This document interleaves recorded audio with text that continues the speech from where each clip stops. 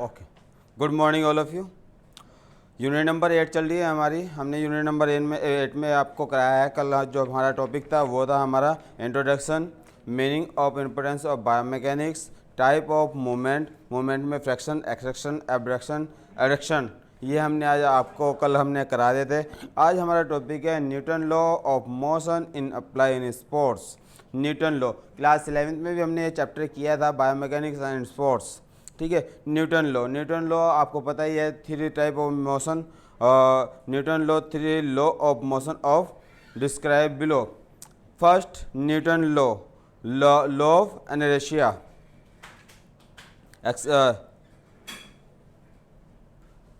according to according to the law, a body rest done of remain at rest. A body of motion tended continue of motion, speed of the direction usually upon of the understanding force. If a object in the motion, it keep going unless something stop it. यानी कि जो first motion है, जो body हमारी जो भी equipment है वो एक जो भी नॉर्मल स्थिति में पड़ रहती है और उस पर हम फोर्स लगाते हैं, उसमें जो मूवमेंट होती है वो फर्स्ट लॉ मोशन होता है। Newton second law of inertia, acceleration. Newton law acceleration, the acceleration of the object proportional force of the sum of direction of force in the individual proportional of mass of object। यानी कि जो object पे हम force लगाते हैं, किसी भी स्थिति में ऑब्जेक्ट हमारे साथ में आ रहा है और उस पर हम फोर्स लगाते हैं, वो अपनी स्पीड को दुगनी स्पीड से कर जाता है, तो वो सेकंड लॉ होता है। Newton third law, reaction, action reaction. According to the law force every action there is one equal of option reaction. The means of the every force of the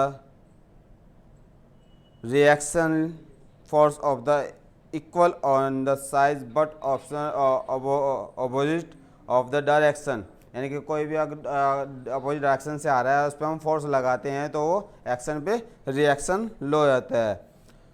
apply in Newton law motion of in sports, sports में किस तरह से apply होते हैं। The motion law of the base of the principle using of the sport movement method of training that depend for the law would not make of mechanical tips of effect of sport performance are bold around there are law and principal.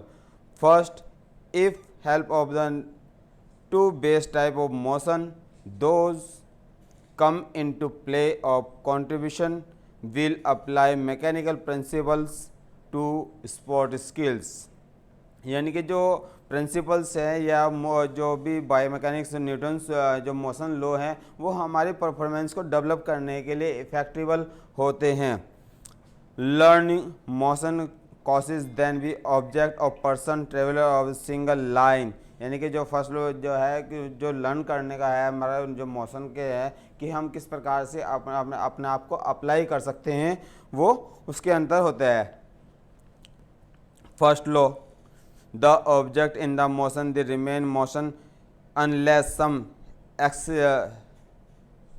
Extensional force stop it. The extensional force में be during of the pull, playing, suffering, depend playing और breaking action of the sport person to stop the object remain person or the rest unless it's the direction disturbed the excellent force। यानी कि जो हमारी force होती है, जैसे कि football हो गया है, बॉल जैसे कि बॉल हो गई है, बॉल एक स्थिति में पड़ी रहती है, उस पर जब हम भारी फोर्स लगाते हैं तभी वो एक्शन में आती है, जब वो एक्सेलेरेशन।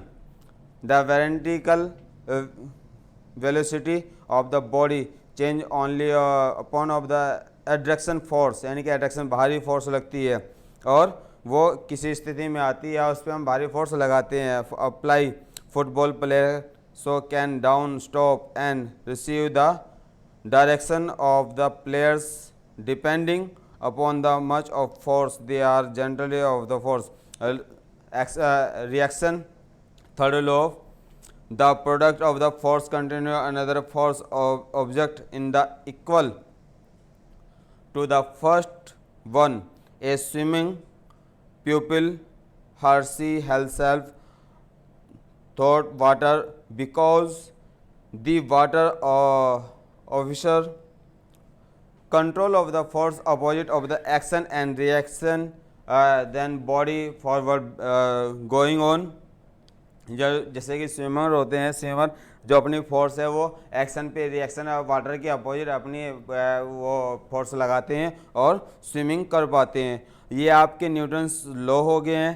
नेक्स्ट टॉपिक है हमारा फ्रैक्शन इन स्पोर्ट्स. ये CBSE के अकॉर्डिंग ये डिडक्ट कर दिया गया है. फ्रैक्शन अपने नॉलेज के लिए पढ़ सकते हैं कि फ्रैक्शन क्या होता है. ठीक है, रीडिंग कर सकते हैं. Question answer, maintain Newton law motion in apply sports. ये अब मैंने आपको करा दिया है. Which is the field study of the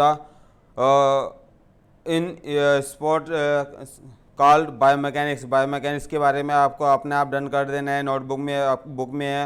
explain meaning of biomechanic. Biomechanic explain करने हैं. There are type. What do you mean by energy? Describe the kinetic and physiologic energy of suitable example. यानी कि यहाँ पर Newton के law आ जाएंगे. Next question है आपका लॉन्ग क्वेश्चन हो जाएगा.